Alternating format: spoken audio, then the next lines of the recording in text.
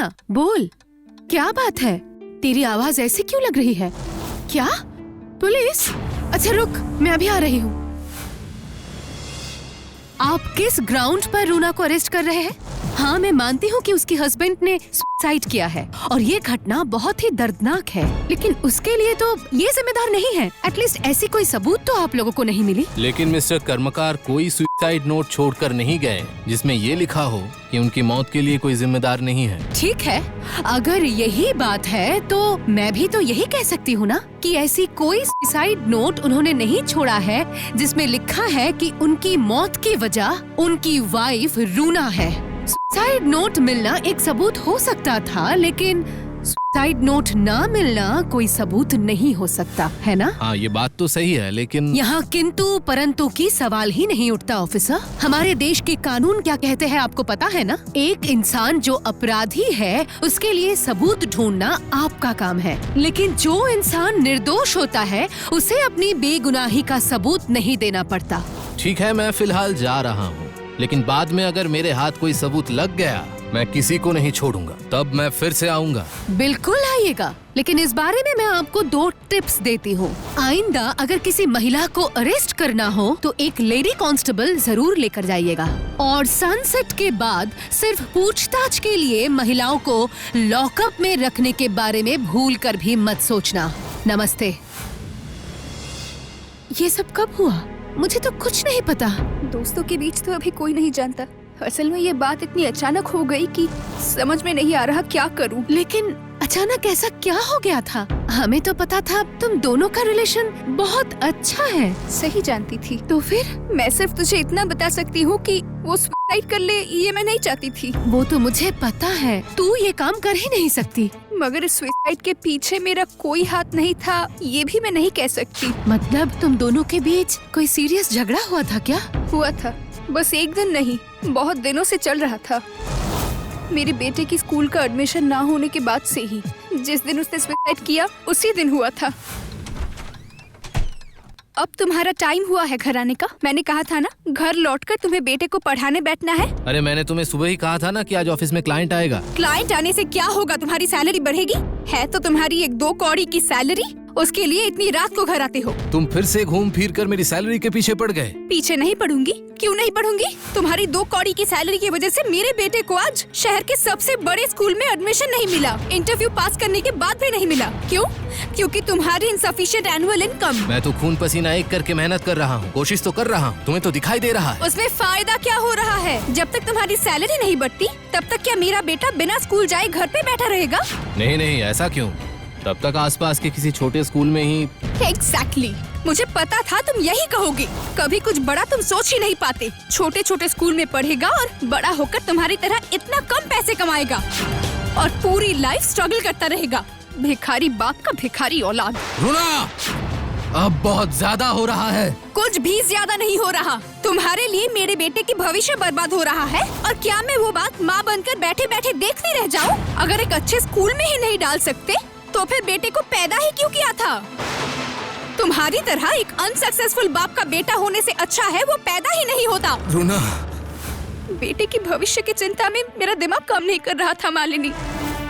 विनय को बुरा लगेगा ये जानकर भी गुस्से में आकर कह दिया, और उस दिन रात को हमारे ही बेडरूम में मेरी ही एक साड़ी से गले में फंदा डालकर मुझ पर नाराज होकर वो चला गया। एक बात बता मुझे रुना, ये जो तू एक स्पेशल स्कूल में पढ़ाने के लिए इतना झगड़ा किया, अपनी लाइफ पार्टनर को खो दिया, क्या इस नुकसान की भरपाई तू कर पाएगी? अच्छा, क्या तुझे सचमुच लगता है कि अगर तेरा बेटा उस स्कूल में नहीं पढ़ा तो तेरे बेटे का फ्यूचर खत्म हो जाएगा? क्या देश में कोई और स्कूल नहीं है? है ना, बहुत स्कूल्स है, मगर हमारे स्टेट में यही स्कूल सबसे अच्छा है। और उस स्कूल में मेरे बेटे ने अपनी अक्लमंदी से रिटन और इंटरव्यू दोनों में पास हुआ था।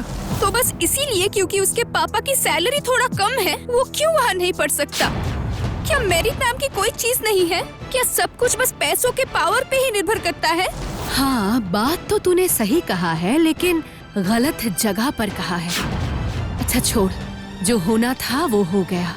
तू मुझे सिर्फ स्कूल का नाम बता। न्यू सनशाइन को एजुकेशन स्कूल।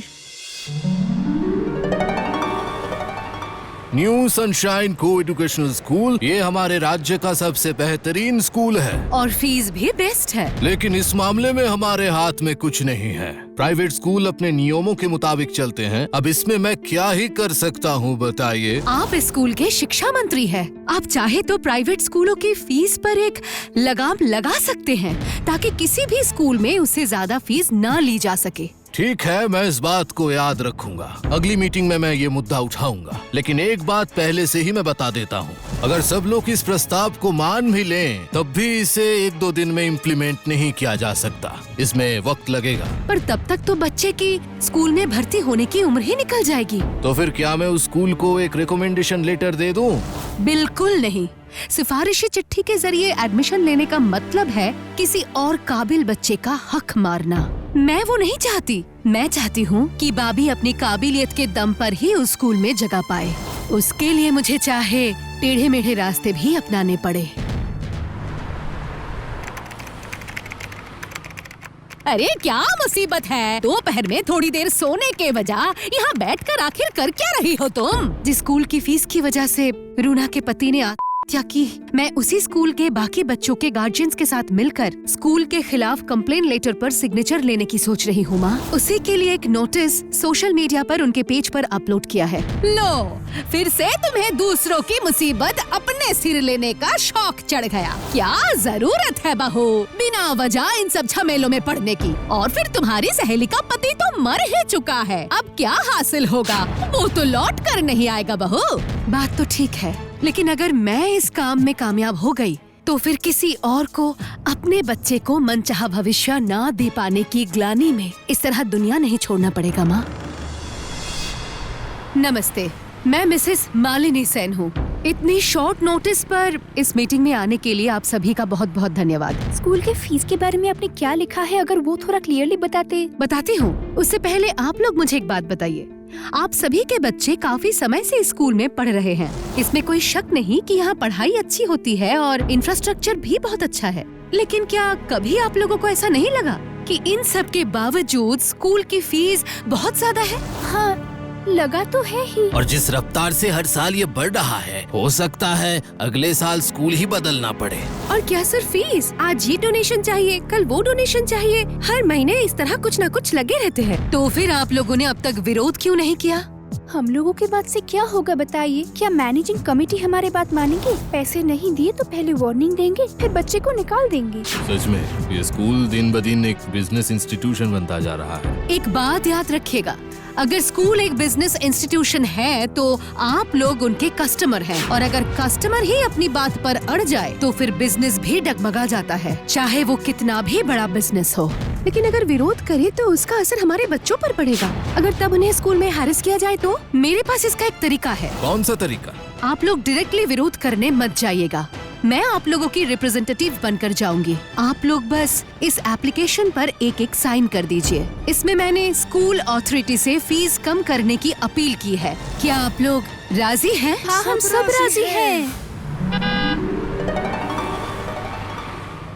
मैं आपकी चिंता समझ सकती हूँ। इस महंगाई के दौर में इतनी फीस देकर स्कूल में बच्चों को पढ़ाना बहुत ही स्ट्रेसफुल है। अच्छा लगा कि आपने बिना किसी बहाने के सच्चाई स्वीकार कर ली। सच तो सच ही होता है मिसेस सेन, चाहे उसे कोई भी कहे। लेकिन इस बात की तरह और एक बात भी सच है। कौन सी बात? कि हमने किसी को गन पॉइंट में रखकर स्कूल में पढ़ाने के लिए मजबूर नहीं किया। हमें पता है कि स्कूल की फीस मिडिल क्लास परिवार की पहुंच से बाहर है, लेकिन अमीर लोगों के लिए ये फीस कोई बड़ी बात नहीं है। तो आप कहना चाह रहे हैं कि इस स्कूल में सिर्फ बड़े घर के बच्चे ही पढ़ेंगे? मिडिल क्लास के कोई भी बच्चे को यहाँ मौका नहीं मिलेगा, भले ही उसमें काबिलियत हो? काबिलियत कोई बड़ी चीज नहीं है, वो सब हम स्कूल में ही बना देंगे। पेरेंट्स को बस पैसे तैयार रखने होंगे। इतने सालों से यही तो होता आया है। लेकिन अब ऐसा नहीं होगा मैम, क्योंकि गार्जियन अब ये नहीं चाहते। ये देखिए, मैं उनके साइन किया हुआ कंप्लेन लेटर लेकर आई हूँ।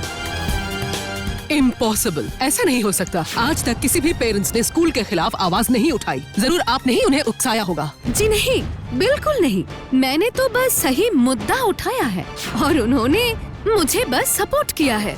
अब प्रिंसिपल के तौर पर आप अपना कर्तव्य निभाएं। मैनेजिंग बॉडी के साथ बात करके फीस कम करने का इंतजाम करें तो सबकी भलाई होगी। और अगर मैंने ऐसा नहीं किया तो फिर इसके कॉन्सिक्वेंस आपको ही भुगतने होंगे। आज मैं चलती हूँ, नमस्ते। कॉन्सिक्वेंस तो भुगतना ही पड़ेगा, लेकिन भुगतना किसे है ये तो वक्त ही बताएगा मिसेस सेन। तो बहू, इन कुछ दिनों में तुमने स्कूल की फीस कम करवाने के लिए पूरा राज्य छान मारा, क्या उससे कोई काम हुआ? फर्स्ट स्टेप में जो करना था मैंने तो वो सब किया है माँ। स्कूल की मैनेजिंग कमेटी को सबके द्वारा साइन किया हुआ लेटर भी देकर आई हूँ। अब कुछ दिन इंतजार करके देखती हूँ जवाब क्या देते हैं। हारूना बोल, कौन सा कागज?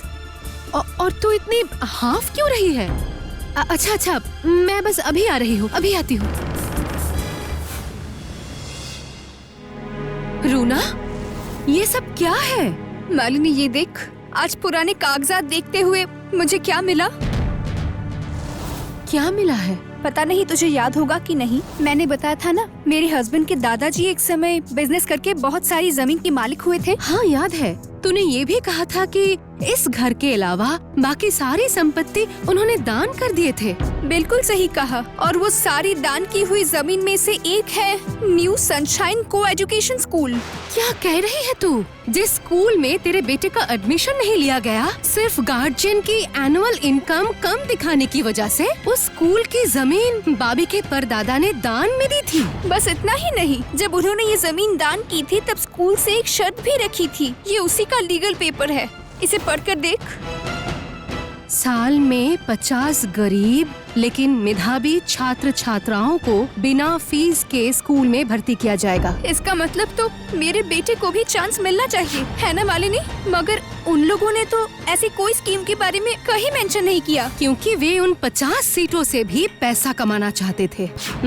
लेकिन अब ऐसा नहीं होगा, तो चिंता मत कर, तेरा बेटा उसी स्कूल में पढ़ेगा, अपने अधिकार से, अपने काबिलियत के दम पर पढ़ेगा। हेलो स्वस्तिका, एक बहुत बड़ी स्कोप है।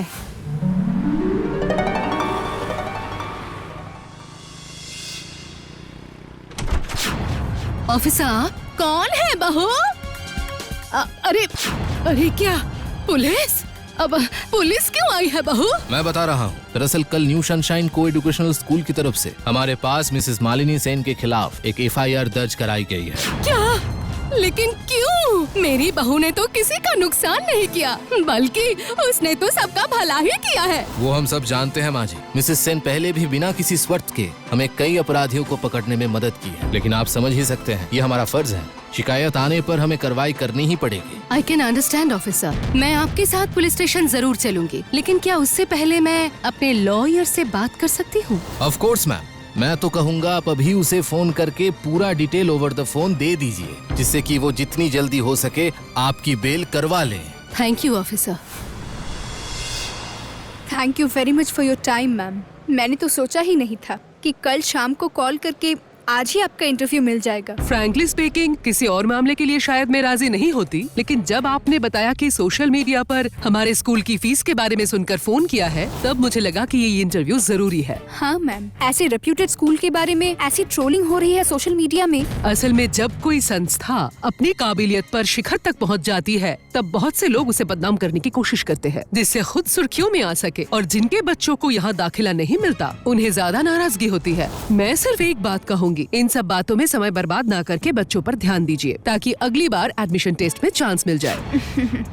बिल्कुल सही कहा आपने मैम। और वैसे भी न जाने फीस को लेकर इतनी बातें क्यों हो रही है। शायद ये बात बहुत लोग नहीं जानते हैं कि हर साल इस स्कूल में 50 फाइनेंशियली बैकवर्ड मगर इंटेलिजेंट बच्चों को एडमिशन मिलता है ना मैम? नहीं, ये तो असल में। कहिए ना मैम। मेरी खुद की बहन स्कूल के एक्सीलेंस कोटा में पढ़ चुकी है और अभी अब्रॉड में रिसर्च भी कर रही है। मैं जानती हूँ जो लोग स्कूल के बारे में ट्रोलिंग कर रहे हैं उनको ये बात नहीं पता। आई एम श्योर इस साल भी वैसे ही 50 स्टूडेंट्स स्कूल में भर्ती हो चुके हैं। मैम, आप लोग ना स्कूल की ऑफिशियल वेबसाइट में उस 50 बच्चों की लिस्ट दे दीजिए। नहीं, ये संभव नहीं है। पहले ऐसा होता था, लेकिन अब ये स्कॉलरशिप नहीं है। आप समझ ही रही हैं, इतना बड़ा स्कूल चलाने के लिए कुछ कठिन फैसले लेने पड़ते हैं। लेकिन बात तो ऐसी नहीं हुई थी। कम से कम एग्रीमेंट तो यही कहता है। मिसेस सेन, आप, लेकिन आपको तो लॉकअप में रहना चाहिए, है ना? आपने इंतजाम तो काफी अच्छा किया था, लेकिन आपने मुझे थोड़ा अंडर एस्टिमेट कर लिया था। मतलब ये सारे इंटरव्यू आपकी प्लानिंग है? कैमरा बंद करो, कैमरा बंद करो, मैंने कहा बंद करो। मैं तुम सबके खिलाफ फ्रॉड केस करूंगी, देख लेना। श्योर मैम, लेकिन मैं भी रिटर्न गिफ्ट जरूर दूंगी। वो क्या है? ये है इस स्कूल की जमीन के ट्रांसफर की असली डीड, जिसमें साफ साफ लिखा है कि हर साल 50 गरीब लेकिन मेधावी छात्र छात्राओं को बिना फीस के पढ़ने का मौका दिया जाएगा। तभी ये जमीन स्कूल के अधिकार में रहेगी, वरना ये जमीन सरकार के पास चली जाएगी। इसका मतलब है कि जैसे ही ये डॉक्यूमेंट पब्लिक होगा, आपका जेल जाना तो तय है ही, साथ ही स्कूल पर ताला भी लग जाएगा। नहीं, प्लीज ऐसा मत कीजिए। बहुत सारे लोगों की नौकरियां और उनका भविष्य इससे जुड़ा हुआ है। प्लीज ऐसा मत कीजिए, मैं आपसे विनती करती हूँ। अरे बाप रे, आप दूसरों के लिए इतना सोचते हैं। Good, very good. लेकिन मैं क्यों सोचूं बताइए? इसमें मुझे क्या मिलेगा? 10 लाख। मैं आपको 10 लाख रुपए दूंगी। कल तक आपको पैसे मिल जाएंगे। नहीं होगा, 25 लगेंगे। पैसे तो मैं अकेले नहीं लूंगी। अरे बाबा, उन्हें भी तो देना होगा। फाइन, 25 दूंगी। अब प्लीज मुझे वो डॉक्यूमेंट दे दीजिए। नो वे, पहले पैसे उसके बाद पेपर्स, लेकिन यहाँ नहीं, मैनेजिंग कमेटी के सामने, ताकि कोई ये ना कह सके कि मैंने पेपर्स वापस नहीं दिए। ओके। तू सच में ये पैसे लेगी मालिनी? लूंगी, क्यों नहीं? क्यों, तू नहीं लेगी? नहीं, घूस के पैसे मुझे नहीं चाहिए। और मुझे तो अब तक विश्वास ही नहीं हो रहा है कि तू आखिर घूस लेने के लिए तैयार है। तो फिर कल अपनी आँखों से देख लेना, यकीन हो जाएगा। जब आखिर में आपको भी पैसे ही चाहिए, तो बीच में इतना अच्छा बनने का नाटक क्यों किया? दीजिए, डॉक्यूमेंट दीजिए। और मेरे पैसे? इन्हें पैसे दे दीजिए सर।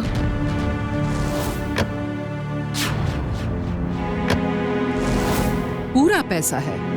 ये क्या? डॉक्यूमेंट कहाँ है? सारे डॉक्यूमेंट्स मेरे पास है। और घूस देने की सबूत मेरे पास। सॉरी मालिनी, एक पल के लिए मैंने तुझे गलत समझा था। Arrest them. लेकिन ये पैसे तो वो नहीं, मैं नहीं ले रही हूँ, क्योंकि आप लोगों की तरह समाज में अभी भी सब लोग पैसों के आगे नहीं बिके हैं मैडम। हम जैसे कुछ लोग आज भी एक ऐसे समाज को देखना चाहते हैं जो बच्चों के रहने लायक हो। इसलिए मुझे ये नाटक करना ही पड़ा। इन्हें ले जाइए इंस्पेक्टर। थैंक यू मालिनी, आज तेरी वजह से मेरे बेटे को उस स्कूल में पढ़ने का चांस मिला। मेरे लिए नहीं, उसने अपनी काबिलियत के दम पर स्कूल में पढ़ने का मौका पाया है। लेकिन आज एक बात बताती हूँ, संतान के फ्यूचर को लेकर सपने देखना अच्छी बात है, लेकिन उसका बैकअप भी होना चाहिए। एक सपना टूटने पर जीवन खत्म नहीं होना चाहिए, बल्कि एक नया सपना पंख फैला कर उड़ सके, ये देखना। हम लोग राजा रानी बन गए हैं रिंकू। मेरा लॉटरी में फर्स्ट प्राइज लग गया है, पक्का 5 लाख रुपए। मेरे पति को बचा लीजिए भाभी। बलाई कहाँ है? पुलिस उसको पकड़ के ले गए हैं भाभी। क्या? बलाई को किस आरोप में अरेस्ट किया गया है? बलाई किसी इंटरनेशनल मनी लॉन्ड्रिंग गैंग के साथ इन्वॉल्व था। व्हाट? पहले ये बताओ, ये लॉटरी का टिकट तुमने कहाँ से खरीदा है? मलय के दुकान से, धन शांति लॉटरी। मैं 2 दिनों के भीतर असली दोषी को ढूंढ निकालने की कोशिश कर रही हूँ। मालिनी भाभी की दिलचस्प कहानियों के लिए एनिमेट्रिक्स हिंदी को सब्सक्राइब करें और बेल आइकन प्रेस करना मत भूलिए।